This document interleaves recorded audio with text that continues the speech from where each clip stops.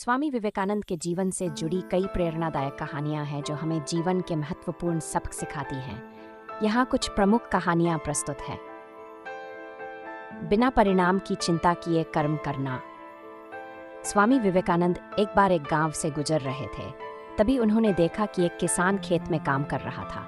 स्वामी जी ने उससे पूछा, तुम इस कड़ी मेहनत का फल क्यों नहीं लेते?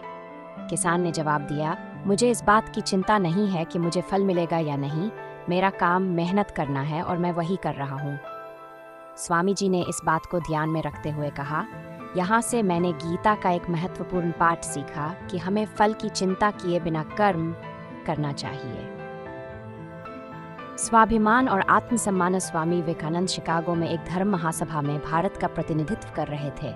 जब उन्हें वहां एक सभा में बोलने का मौका मिला तो उन्होंने अपने भाषण की शुरुआत मेरे अमेरिकी भाइयों और बहनों से की। इस संबोधन ने वहां उपस्थित सभी लोगों के दिल को छू लिया। वे सब भारतीय संस्कृति और स्वाभिमान के इस उत्कृष्ट उदाहरण से प्रभावित हुए। आत्मविश्वास और साहसिक बार। स्वामी विवेकानंद बनारस में थे।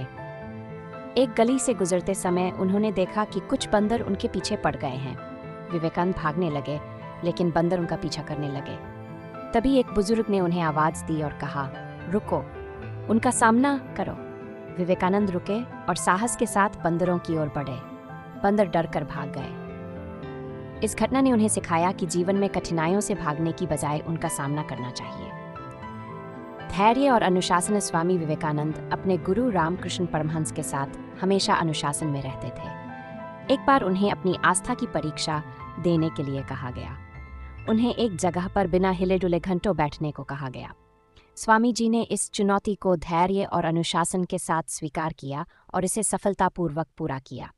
ये घटना ये दर्शाती है कि अगर हमारे पास धैर्य और अनुशासन है तो हम किसी भी कठिन परिस्थिति का सामना कर सकते हैं। स्वामी विवेकानंद की ये कहानियाँ हमें प्रेरित करती हैं कि हमें जीवन में कठिनाइयों का सामना आत्मविश्वास, साहस, धैर्य, अनुशासन से करना चाहिए। आशा करते हैं हमारी छोटी सी कहानी आपको पसंद आई होगी। अगर कहानी पसंद आई हो तो लाइक, सब्सक्राइब करना ना भूले। धन्यवाद।